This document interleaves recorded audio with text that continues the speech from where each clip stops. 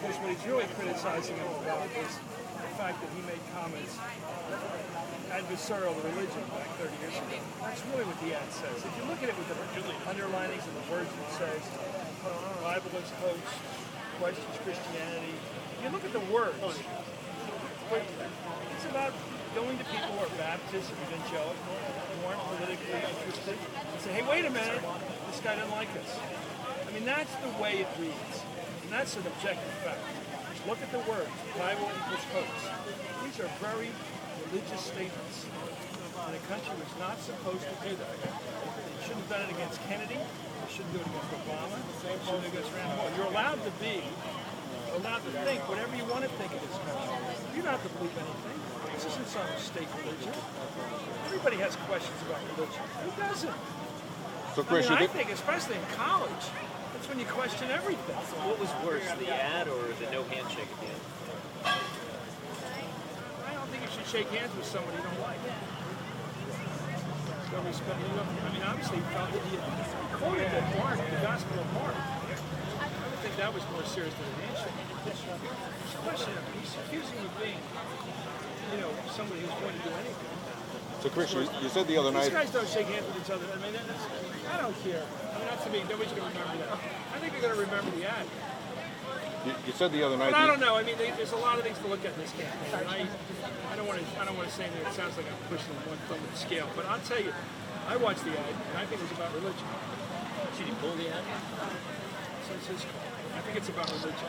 That's all I can say objectively. The ad is about Christianity, the Bible. Look at the words. That's not about religion. I don't know what it is.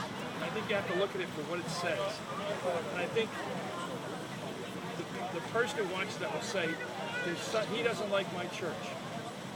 I think that's what people are going to walk away. They're not going to say he had crazy ideas.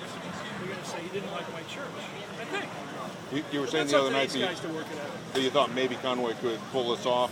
What do you think now? Is this a guaranteed victory for Rand Paul? I heard something this morning that one of our guys back in, they said it's real close. It's a real close poll. So still on the air, sorry. I don't want to get into that. Okay. Because I can look at real clear politics like you can. Sure, right. And I see which way those numbers are going. I think he can win. I think it's obviously it's a I think Rand Paul still has a clear advantage. But I think it's going to be open with 2 more weeks, starting tomorrow. Things change. One more question, guys. This is a tough election for Democrats. I'll tell you one thing, if Jack wins, he'll be in politics for 30 years. Because if you can win against the conditions they're facing, they really have nothing to do with Jack Conway. It's a tough time for Democrats. Because you have to defend the government at a time that nobody's happy.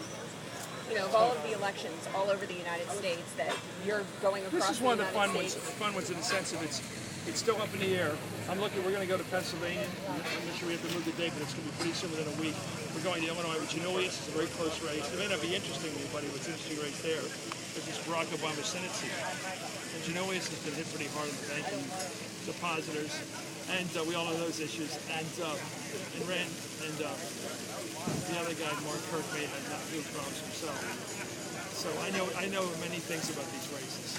I'm amazed though that Ken Buck's talking about sexual orientation. I mean, I think that's the trickiest question to talk about. If you have a parent and you have a gay child, you're always thinking, now was it God who did this, or did I do something, or what was all involved in this? You're always thinking about what it is. Nature versus nurture is one of the hottest questions that we want to sit and talk about because we don't know. And the big question is, so what? So what? If you are what you are, you should be treated the way God made you. So I'm pretty liberal. But then again, I'm more liberal than most people. Thank you. Chris, See how they do this? Looks like a press conference in the White House. Yeah. Thank you, Mr. President. Thanks, Chris.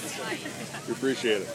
Thank you. Thanks. Hi, nice to meet you, Jim. Sorry. Oh my gosh. No, please, no worries. Thank you. Thank you. Chris, can you do this for me, please? Right hand, a bit Megan L. Just give me one of these. This is the Louisville Cardinals, just like this. Come on, come on. I'll only put it on. It's for our college Democrat. Just humor me. Fingers like this. Your right hand. Oh yeah. Right hand. That's it. That's it. Can you say go Cards? Go Cards. It's official. Thank you. Nice.